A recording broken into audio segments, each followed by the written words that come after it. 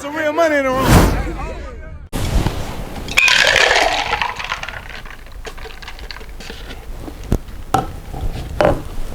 Big Bird, you know what I'm saying, the yellow feather. What happening? Sanji, co-founder of TSF. You're right. Sancho, what's new? Every day. Every day, too. Every day is a new day. Yes, sir. No, for sure. For sure. I saw you recently at the Big Cuz Mixer. You popped out. You know what I'm saying? You popped out for Better TV. You know what I'm saying? And it was something you said to me while I was on stage hosting. You was like, you bucking the state to be here. And it was some rap shit. So I want to commend you for bucking the state to work. The federal system, you know. Not in that, not, you know. You know, not in a, you know, I say that respectfully, bro. You know, I don't say that in a way, you know, like some people say that shit and won't saying it and using it in a negative way. You know what I mean? Like as far as street credibility, you know. Nah, that's not. You know, what I'm saying is, you know, I'm dealing with a situation where they put me on 24 hours lockdown. But at the end of the day, you know,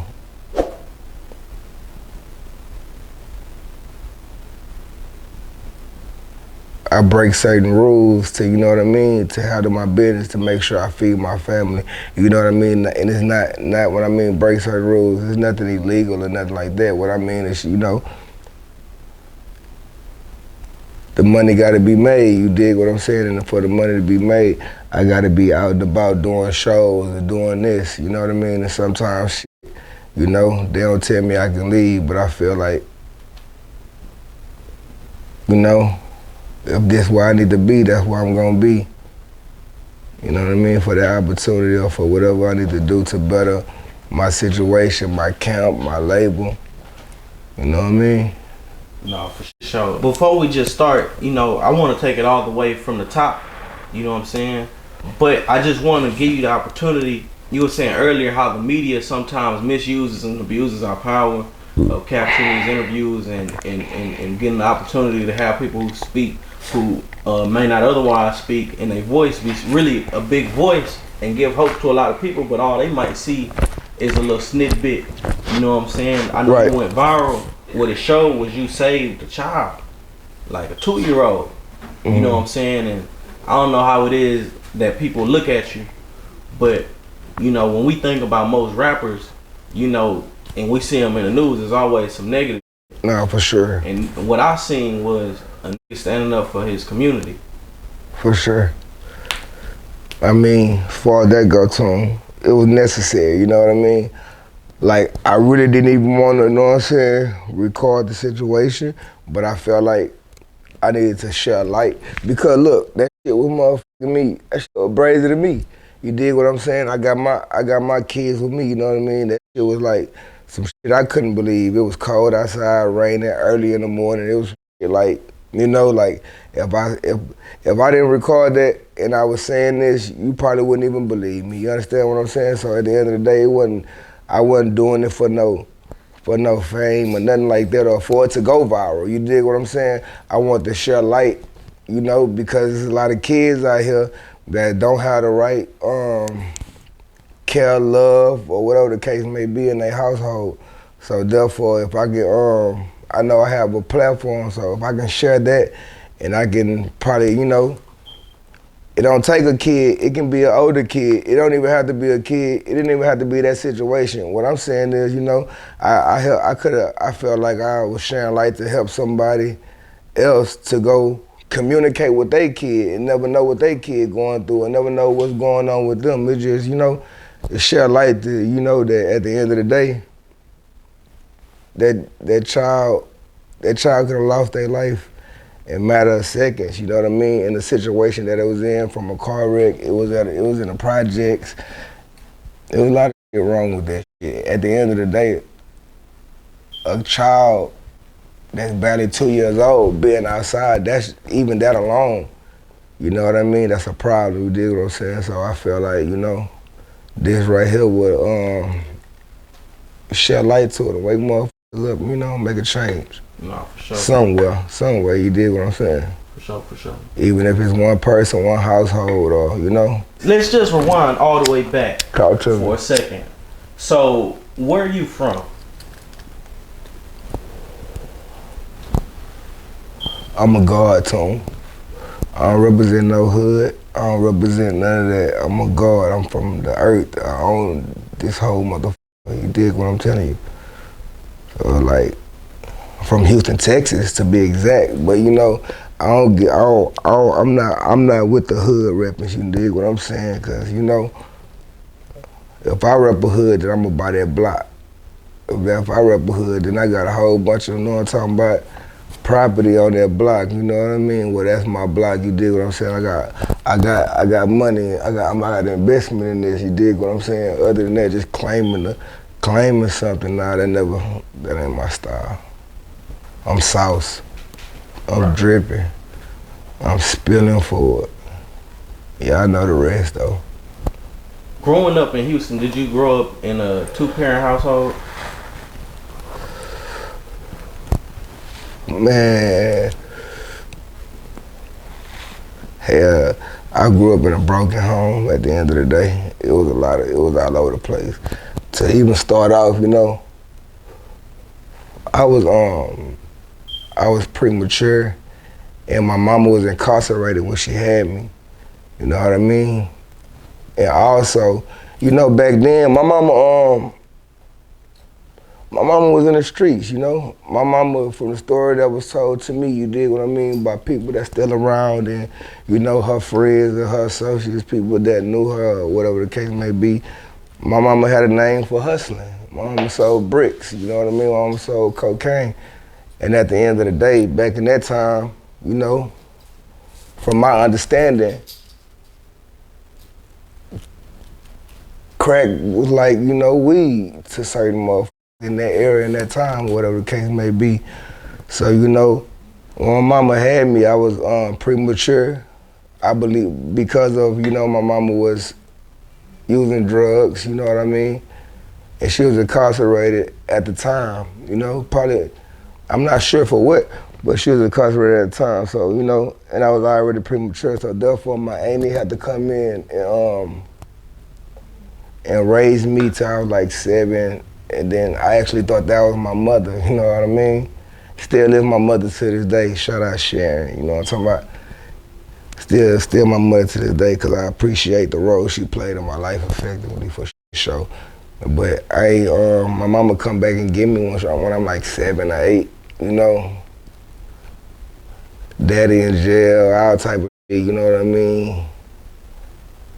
Everybody staying like 3 bedrooms, 10 people live here, you know what I'm saying? I gotta sleep on the floor, I sleep on the couch because I got a grown motherfucker standing in the house. You dig what I'm saying? It was just, you know, I grew up hard, bro, but one thing I can say, you know, my mama busted to the time she was here, she busted to put a roof over my head, you know what I mean? And clothes on my back, and even if it wasn't the finest, you know what I'm saying? We ate and we had a roof over our head, so I was appreciative of that. You know what I'm saying? It wasn't too much more materialistic. You know, like my mama was a shot caller, big baller in her time, but a lot of things had happened, and you know, a lot of people went to jail, and a lot of her decisions that was made, a lot of bad decisions that was made. I had to get the effect of it, but I'm also thankful for it because it showed me a different way of life, you know? It showed me hustle, it showed me ambition. It's something, I didn't have this, so I wanted this, so, you know, you gotta go get this. You dig what I'm saying? You can't, it's no other way. It's no like, who gonna do it for you? These people can't do it for themselves, so you gotta understand, you know, that if you want this, you gotta start figuring out a solution and what you wanna do and how you wanna do it.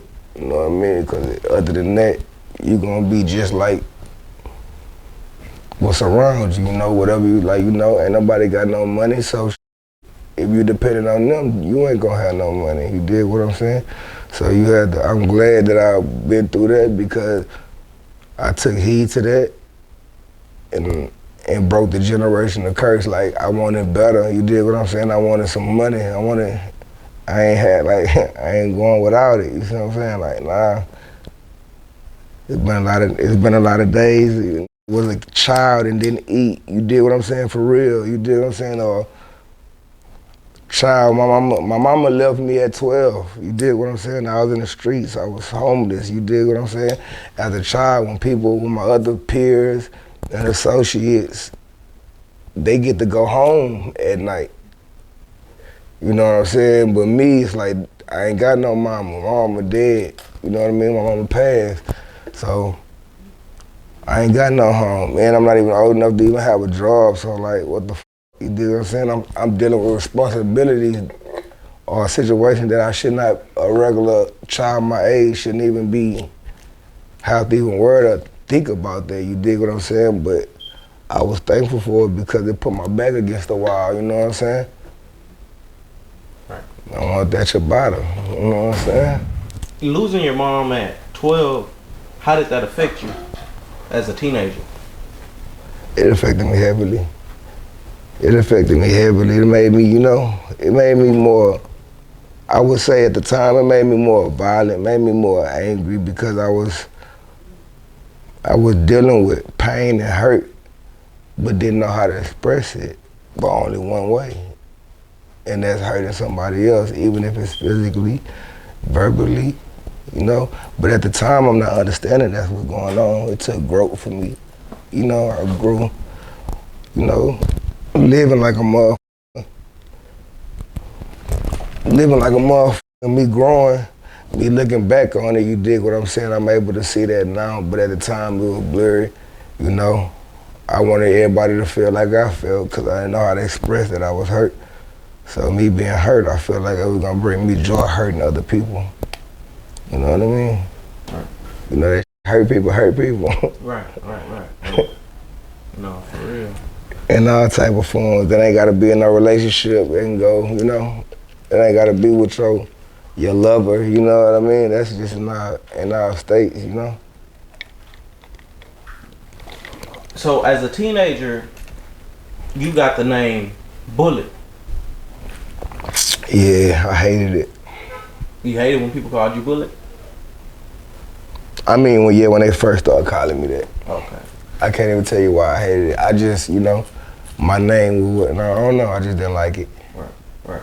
It grew on me though to the point where, you know, I just had to accept it, you know, like my brothers. That's what they was on, you know what I mean? And one thing that was gonna change their mind, so I'm f***ing with it. Tell us about Bullet. Who is Bullet?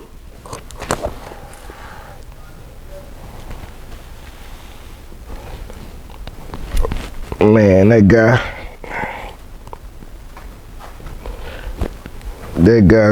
guy's a very wild guy, you know? How can I say this to him? Slanging that iron, slanging that fire. You know what slanging that fire mean? What's that mean?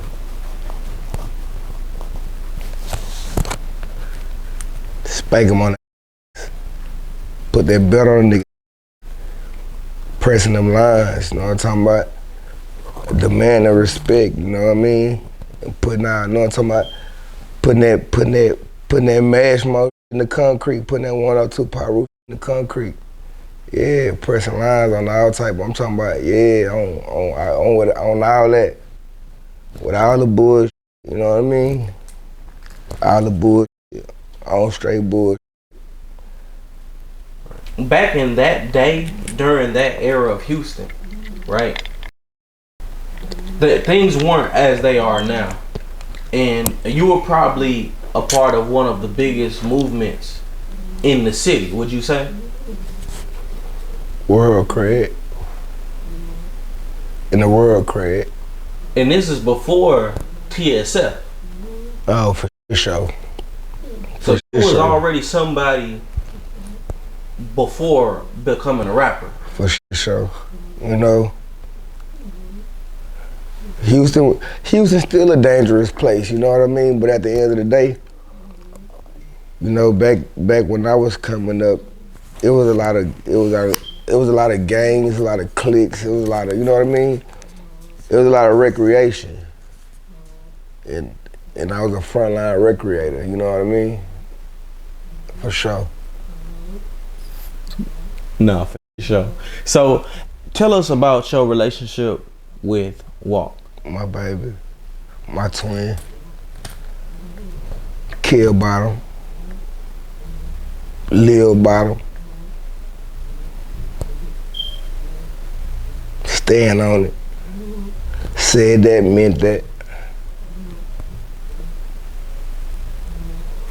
Talk about your relationship with Walk. Can you just like give us some details on, you know, how it was for y'all growing up? I was slinging that iron with Walk. We stood side by side slinging iron, stood on business, stood on principles, and press lines, you know what I'm saying? Every time, you know? Like I say, like I told you before the interview, you know, we was born together on the same day, came out the same. So, you know. But I've been through a lot with dude, you know, that's my baby. I've been through a lot with dude. We come from, you know, kids to men to businessmen, you know what I'm saying? Like, been through a lot with, there's no money. There ain't no money that could change that relationship or buy that relationship or make that relationship anything different than what it is. You know what I mean? Who are some other TSF members that you knew before rap? You knew Wood, huh? Most definitely. Most definitely. So how did you know Wood? Wood from the hood. I used to rap with Wood way back in the game. We was kids, just on some bullshit. You know what I'm saying? We had our little in-house studio a long time ago, but we weren't really serious. We were just really doing some shit for real. But you know, nah, Wood a gangster. So y'all been rapping? With it, you know, yeah. But we weren't serious for real, you know? We were just, I was always familiar with it because at the end of the day, you know, was always around music. Music run the motherfucking world at the end of the day. Yeah, like, before Sauce, it was Mash Mode. Mash Mode we had our run in the building, you dig what I'm saying? Like, we had mixtape pressing them up, selling them, you dig what I'm saying? I wasn't really giving a fuck about it. I was on songs, but I wasn't really caring about being in the studio for real, you dig what I'm saying? And Wood was like the same way, you know? But we had planted seeds a long time ago, you know what I'm saying? So we just went back and revisited that area, them plants grew. So before starting TSF, what were you doing?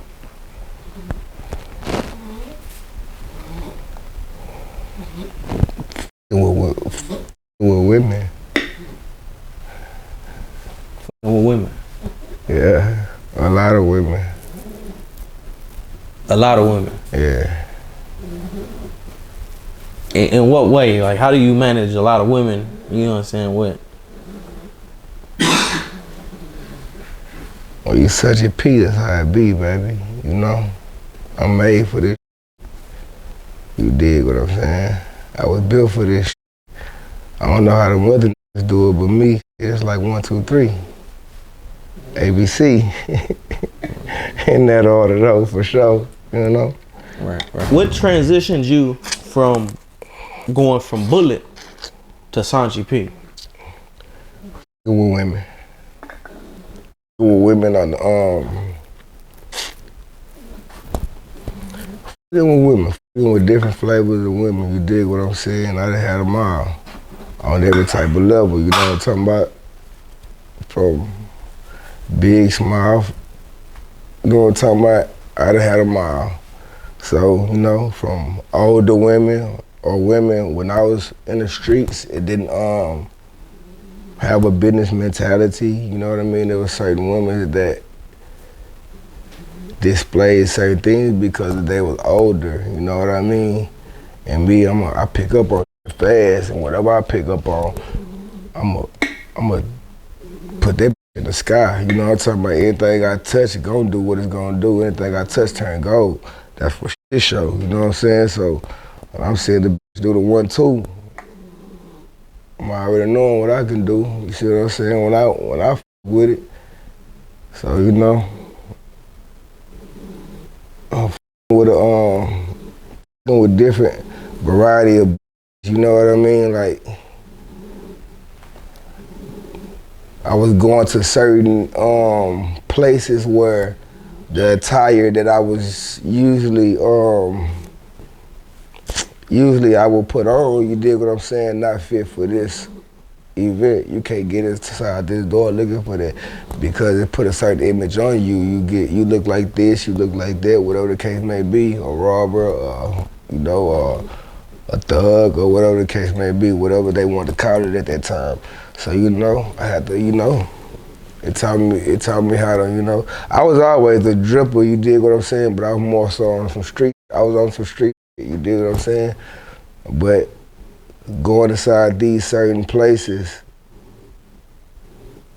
dealing with different type of people, you gotta blend in with them, you know what I'm saying? So at the same time, I put that motherfucking tire on, I switched it up a little bit on that, you know what I'm saying? Smash the gas. Started getting them doors. They started letting me in them doors. And hey, man, I started making them do shows. So. At that time. This life f***ing me up too. Yeah, I know. You but dealing cool. with it though. You hitting that. You hitting that. I'm already knowing. But at that time. Mud blunt, what? It wasn't popular to drip. You know, the popular thing was in the gangster. You know what I'm saying? In Houston.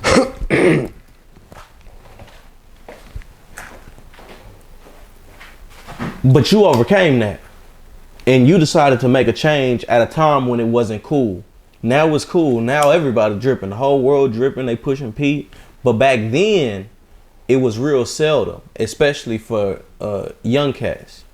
So how did you make that transition, or rather, how was making that transition for you from Bullet to Sanji P?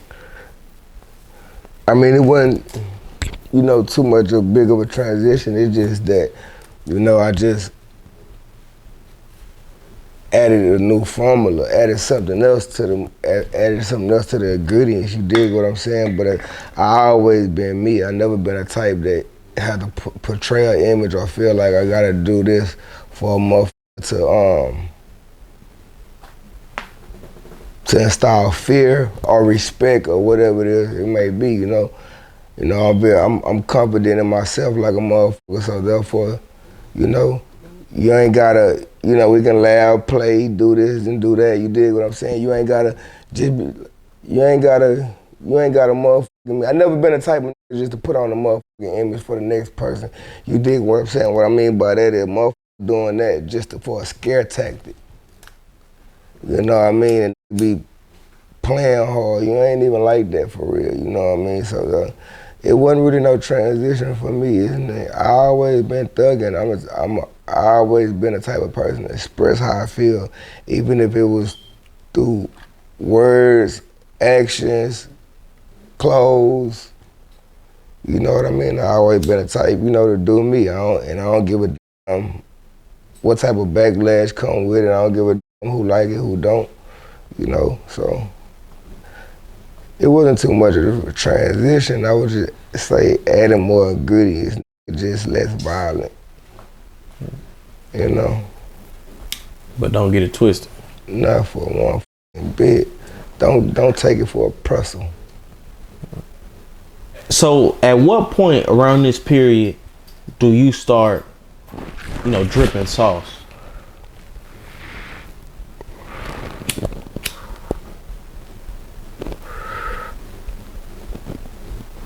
With them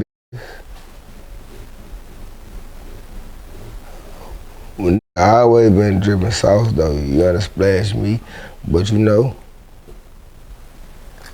And when we was coming up in the game, everybody wanted to be a trap star. Everybody wanted to sell dope. Everybody wanted to listen to the little raps, little G's, little trap music. And you feel what I'm saying? That's their motivation. That's their go-to. You know. Forgot again, Tom. You was on that, on everything. You was on that. So I say, looking at this, he talking in the back of your head, not doing all that. Stop doing that. Yeah, he was hitting that. He doing this. I'm looking at this nigga me up, bro. Yeah, he was hitting that. At what point do you start dripping? I always been dripping, but a nigga just pushed that to the forefront, sacrificed everything else, and just focus and let that be the motherfucking foundation. You dig what I'm saying? You know, when you build a house, you gotta have a foundation like a motherfucker. If you don't, everything else fall down. So we let the drip be the foundation. We always been dripping, but at the same time, you know, coming up, everybody want to listen to trap music, turn that little Jeezy on, cook that little microwave. Hit that little microwave, boom, little Pyrex and a little folk, and they probably ain't even having nothing in they shit, like for real. They ain't even running through no work for real, you know what I'm saying? But it's just a couple, half a cookie. Nigga felt like he was a nigga listening to this type of music, doing this, you know what I'm saying? Me, I ain't, you know, I had my times of around or doing whatever. I'm a jack of all trades, but at the same time, I spill for communication, relation, the rest is to be motherfucking sold, not told. You dig what I'm saying? I always knew that. I always knew I had game. I always knew I was different from, I'm a god. I know that. You dig what I'm saying? So like, I'm a spill, I'm a sauce, I cost. You dig what I'm saying? Everything about me costs. You dig what I'm saying? That's sauce, that's seasoning. I don't have to sell a drug. At what point do you and Sauce Walka come together and say, you know, we're going to become the Sauce Twinz?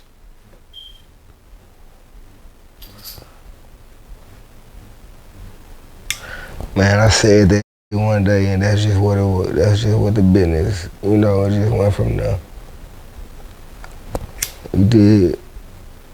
It was straight like that, Tom. I don't know. You know how that motherfucking light bulb, bing, motherfucker, bing, came in the head. And I said that shit, boom, it was history. It was like that for sure. Well, at what point do y'all decide to turn it into TSF? That was from the get-go. That was, you know, my twin, even when my twin was in the streets doing the things, you know, pressing lines, he was always an outspoken person as well. He always liked the rap. He always liked the rap, even when he was, you know, well, as they would call it these days, living like that. You know what I mean? When he was really out there pressing lines, you dig what I'm saying? Like, he always liked the music like a motherfucker, you know? So therefore, the rap shit was always on the table for us at the end of the day because it was something that he enjoyed doing since a kid, since a child. You know what I mean? So, and then we understood that, you know, ain't no, the people that we felt like had the keys or the light, they wasn't doing the right thing with it in our eyes. And that's not what I mean by that. It's like bringing certain people together. Like we sat down and like, it was in our city, north side and south side, it's like back in the game, they didn't get along type. You from the north, I'm from the south. It'd be dry beef for certain things going on like that, or south side be a south side group, north side niggas be a north side group. We were more so segregated. We was on some shit like, nah, We on something. We fucking with Houston. We don't give a north, east, west. You dig what I'm saying? You got that splash in you. We see that splash in you like a motherfucker. Hey, we spilling for it. We ain't finna let some old terminology and old laws, you know what I'm saying, fuck up the future for my city, the future reputation for my city. Like, you know what I mean? We wanted to share more light and, you know, we wanted to make it to what it is to this day. And you dig what I'm saying? And we still at work though. You dig what I'm saying? We're still under construction. Most definitely. Why be the Sauce Twinz with Walk if there was other members of Mash Mode, y'all rap, y'all press CDs, you know what I'm saying? What just drew you to? No, it always been like that. Even in Mash Mode, it was like that. You know what I'm saying? But, you know, when, you know, everybody don't have the superpowers. You dig what I'm saying? Like, you know, we was always like that. You dig what I'm saying? But at the end of the day, we seen something that other people didn't see, you know, at that time. So instead of being influenced by how they feel and they views of the way they view it, and make that instead of you know what I'm saying, bending it or altering our decision, we like that we gonna do this, and we don't give a, we're not looking for no acceptance. We don't give a fuck how you feel. You could think it's funny. You could feel like it's whatever the case it may be. We gonna do this. This is what we decided to do, and we went against. You know what I mean? Because this what we believed in. You know what I mean? And we were willing to die behind it. I remember when the Sauce Twinz first popped out, there were people who immediately gravitated towards you, but then there are those who was on some stuck in the past type shit. Like, it was some people who embraced the sauce, and then there was others who, you know, thought it was weird. You know, you got some niggas yelling, moving their hands, moving their body. They talking about driving foreign cars, and you know what I'm saying? At this point, Swangers is really in style. Cadillac is in style, so GMC. And you got also, in addition to the cars, is the way you dress, right? You come in here with designer clothes a little more fitted. And in Houston, we've never really been influenced by outside culture. So the baggy clothes was in style for a long period of time, not dancing. One of my favorite rappers, Zero, has a song featuring Lil Kiki where he says, if you want to dance, then dance if that's how you feel. But my body don't move like that. So I'ma chill. I'ma play the wall, leaving all the dancing to y'all, but I'm probably just about to call the law. And here y'all come bucking that. So was there backlash from people who knew you, that seen you as a Sauce Twinz? You know, Zero got the song that I'm dripping sauce too. He's dripping. You caught that one, right?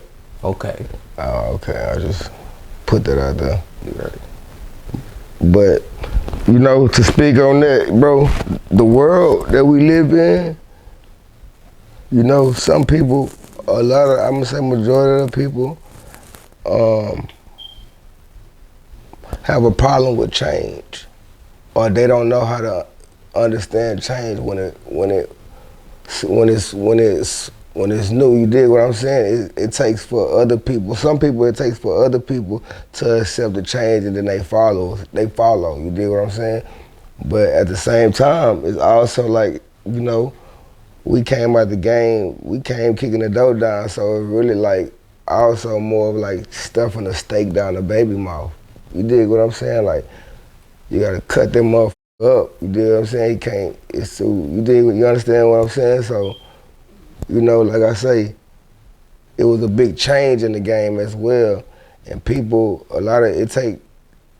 some people it take more time for them to understand and them to go with the program, or them to get used to it, or you dig what I'm saying? Or it take for them to see somebody else doing it and they follow behind it, you know what I mean? But that sauce was thick though, that sauce was dripping. It was just too much. It was just, you know, and like I say, it was different.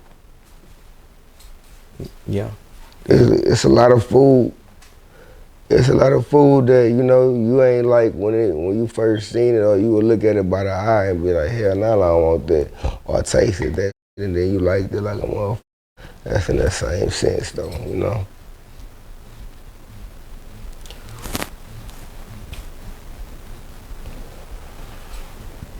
A lot of people believe that the Sauce Twinz also encompass Sosa Man. It's almost like the three horsemen, you know what I'm saying? Like, it's you, it's Walk, and then it's Sosa. But prior to, what was the relationship with Sosa before TSO?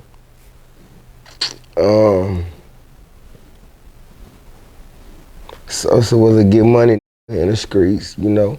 We was all on the same block, you know what I mean? And you know,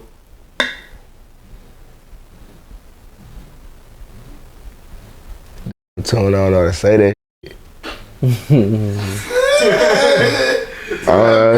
raw, nigga, the raw.